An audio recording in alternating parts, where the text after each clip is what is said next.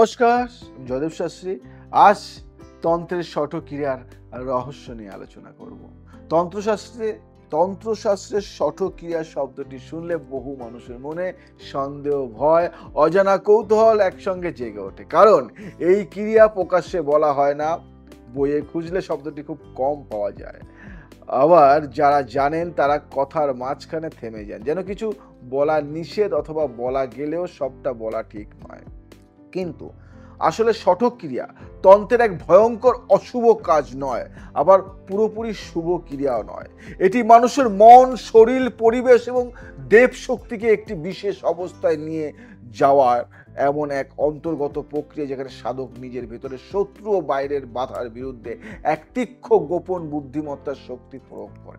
এই ক্রিয়াতন্ত্রের অনন্য ক্রিয়ার মতো শান্ত, বশ, আকর্ষণ, বিদ্বেষ, মারণ, উচ্ছেদ, স্তম্ভন এই সবের সাথে সরাসরি যুক্ত না হলেও এদের ভেতরে চালাকি বা মনস্তাত্ত্বিক কৌশল এই শক্তিকে কেন্দ্র করে।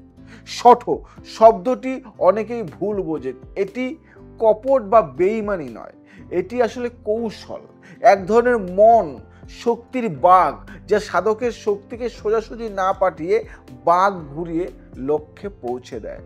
শত্রুর মাথা নত করা, পরিবেশের বাধাকে ঘুরিয়ে নিজের পক্ষে নিয়ে আসা, নিজের ভেতরের দুর্বলতাকে শত্রুর দুর্বলতায় পরিণত করা, এমনই তীব্র ও কৌশলী কাজ হলো এই ষটক্রিয়া। এই ষটক্রিয়া আলোচনা যদি শুনতে হয়, এই আমার চ্যানেলের থেকে চোখ সরাতে পারবে না, কান কিন্তু একদম দিয়ে রাখবে। ষটক্রিয়া আসলে কি, অনেকের মনে প্রশ্ন। আজকে আমি জয়দেব শাস্ত্রী বলবো, একজন সাধক যখন সাধারণ নিয়মে কাজ করতে করতে দেখেন কোনো সমস্যা সামনে দাঁড়িয়ে আছে এবং সোজা পথে তাকে দমন করা সম্ভব নয়, তখন তিনি শক্তিকে বাঁক দিকে ব্যবহার করেন। এটাই হলো ষটক্রিয়া। এটা যেন নদীর সোজা পথ বন্ধ হয়ে গেলে নদী নিজেই বাঁক ঘুরে বয়ে যায়। নদী বুদ্ধিমান, শক্তিশালী, তাই বাধা তাকে থামাতে পারে না। তন্ত্রের ষটক্রিয়া ঠিক এই রকমই। বিশেষ করে মানসিক যুদ্ধ, অদৃশ্য বাধা, চক্র বিঘ্ন, তারতম্যহীন সমস্যা, অযৌক্তিক শত্রু এবং নিজের মন শক্তির দ্বন্দ্ব, এসব মোকাবিলা করতে যায় এই ক্রিয়া। বুঝতে পারলে? এই ক্রিয়া করা এত সহজ নয়। জয়দেব শাস্ত্রী একজন তান্ত্রিক হয়ে বলছে, এক কথায় ষটক্রিয়া হলো তান্ত্রিক বুদ্ধিমত্তার সবচেয়ে তীক্ষ্ণ ব্যবহার। শুনবে আজকে বলবো, অনেক কিছু বলবো, তাই চোখ সরিও না, কান দিয়ে রাখো। ষটক্রিয়া কেন ব্যবহার করা হয়? শট ক্রিয়া কেন ব্যবহার করা? শট যখন সাধারণ মন্ত্র সাধনা বা শান্ত ক্রিয়া কাজ করে না, যখন মানুষ, পরিবেশ বা অদৃশ্য কোনো শক্তি বাঁকা করে আঘাত করছে, তখন সাধক শক্তিকে বাঁক দিয়ে প্রয়োগ করেন।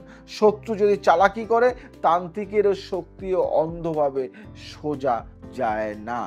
যে শক্তি ঘুরে মাথা নিচু করে, ভাঁজ নিয়ে শত্রু দুর্বল জায়গায় আঘাত করে, এটা ব্যবহার হয় মনের শত্রু দমন করতে, মানসিক বাধা দূর করতে, জীবনের অচল অবস্থা দূর করতে, দেহ মনের নিজ প্রবৃত্তিকে সামনে রাখতে এবং পরিবেশের অশুভ প্রভাবে পা পিছলে না পড়ে উঠতে।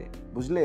একটি উদাহরণ দিয়ে আমি তোমাদেরকে বলি, কখনো কখনো মানুষ খুব শক্ত কিছু কাজ করতে চায়, কিন্তু নিজের মনই তাকে বাধা দেয়। ভয়, সন্দেহ, দুর্বলতা, হীনমন্যতা, দুশ্চিন্তা, এই মনকে জোর করে নিয়ন্ত্রণে আনা যায় না। সাধক তখন মনকে বাঁক দিয়ে নিয়ন্ত্রণ করেন। এটাই নিজের উপর ষটক্রিয়া। বুঝতে পারলে?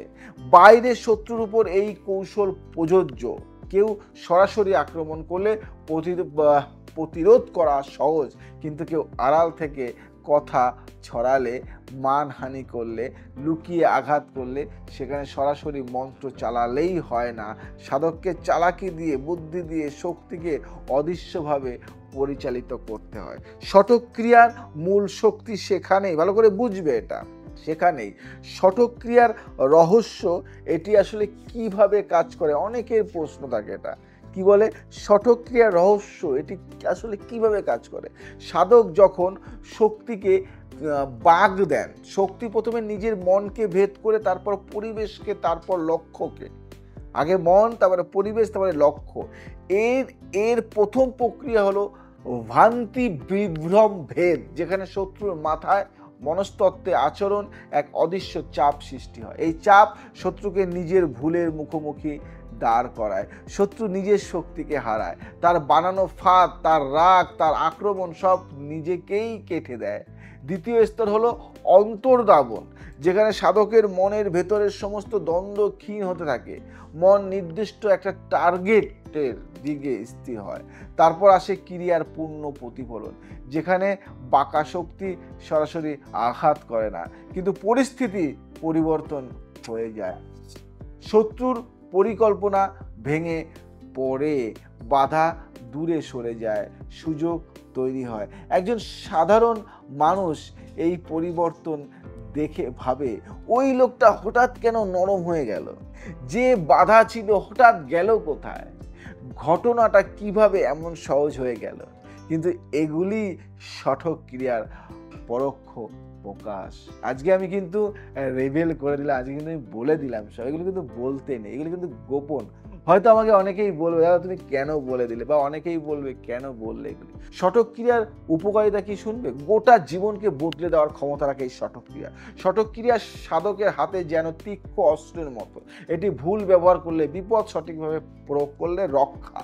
এর উপকারিতা বিস্ময়কর। এটি মানুষকে সমস্যার পেছনের সমস্যা দেখতে শেখায়, সমস্যার পেছনের সমস্যা দেখতে শেখায়, অদৃশ্য বাধাকে চিহ্নিত করে, মনকে সামলে নেয়, শত্রুর চালাকিকে তার বিরুদ্ধেই ব্যবহার করে, পরিবেশকে নিজের অনুকূলে ফেরায়, তার জীবন জড়তা কাটিয়ে নতুন দরজা খুলে দেয়।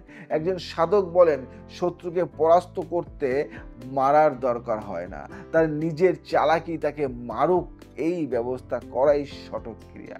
সঠক ক্রিয়া মানুষকে দুর্বল করে না, বরং তাকে চতুর, বুদ্ধিমান, শক্তিশালী, অভেদ্য করে। বুঝতে পারলে? জীবনে যে জায়গায় মানুষ আটকে যায়, প্রচণ্ড মানসিক বিভ্রান্তি, কাজের বারবার বিঘ্ন, অবিচার, অবসাদ, হীনমন্যতা, অন্যায়, অপমান, এগুলি কেবল শক্তি দিয়ে নয়, বুদ্ধি ও শক্তির সম্মিলনে জেতা যায়। সেখানেই সঠক ক্রিয়া প্রয়োজন। বুঝলে? সঠক ক্রিয়ার প্রকৃত শিক্ষা একটু শর্টে বলি। তন্ত্রশাস্ত্রে কোনো ক্রিয়া অশুভ নয়, অশুভ হয় উদ্দেশ্য। সঠক ক্রিয়া সাধককে শেখায় চালাকি দিয়ে নয়, কিন্তু চালাক শক্তি দিয়ে নিজের পথ তৈরি করতে। এটি আত্মরক্ষার শক্তি, মন জয় করার শক্তি, বাধা সারানোর শক্তি এবং জীবনের ছায়ার ভেতর পথ খুঁজে পাওয়ার শক্তি। যারা এটাকে ভুল বোঝেন, ভয় পান, তারা জানেন না যে সঠক ক্রিয়া কোনো দিনও অন্যায় শক্তিকে রক্ষা করে না, বরং অন্যায়ের বিরুদ্ধে দাঁড়ানোর এক গুরু অস্ত্র এই সঠক ক্রিয়া। সঠক ক্রিয়া চারটিখানি নয়, সাবজেক্ট নয়, এটা একটা অন্য আপার লেভেলের জিনিস। তুমি শত্রু আমার শত্রু তুমি দিন রাত চেষ্টা করছো কি করে আমি বিপদে পড়বো, কি করে জয়দেব শাস্ত্রীকে বিপদে ফেলানো যাবে, কি করে জয়দেব শাস্ত্রীকে বদনাম করা যাবে, কি করে জয়দেব শাস্ত্রীকে বিপদের মুখে ফেলানো যাবে। তুমি চেষ্টা করে যাচ্ছ আমাকে বিপদে ফেলানো, ওই বিপদে তোমার চেষ্টাই তোমাকে বিপদে ফেলবে। এটাই সঠক ক্রিয়া। সঠক ক্রিয়া এটাই। খুব ছোট্ট একটা উদাহরণ দিয়ে তোমাদেরকে বলে দিলাম, যদি ভালো লাগে শেয়ার করো। তন্ত্রের খাজানা জয়দেব শাস্ত্রীর কাছে, তন্ত্রের খাজানা। আসল তন্ত্রের রহস্য জানতে হলে যোগাযোগ করতে পারো আমার সাথে। তন্ত্র রিসার্চ করি, তন্ত্র নিয়ে বিভিন্ন কাজ আমি করি, বহু ব্যক্তিকে তন্ত্র শেখাই। তন্ত্রের একাডেমি বলো, তন্ত্রের ইনস্টিটিউট বলো, তন্ত্রের শিক্ষাস্থান বলো, সব আছে। যোগাযোগ করো তন্ত্র শিখতে হলে বা তন্ত্র দিয়ে কিছু কাজ করতে হলে এখনই কন্ট্যাক্ট করো, আসল মজা পাবে। আজ আসি, আবার আসবো নতুন কিছু নিয়ে। ভালো থাকো, সুস্থ থাকো, সবাইকে ভালো রাখো। জয় শ্রী ঠাকুর।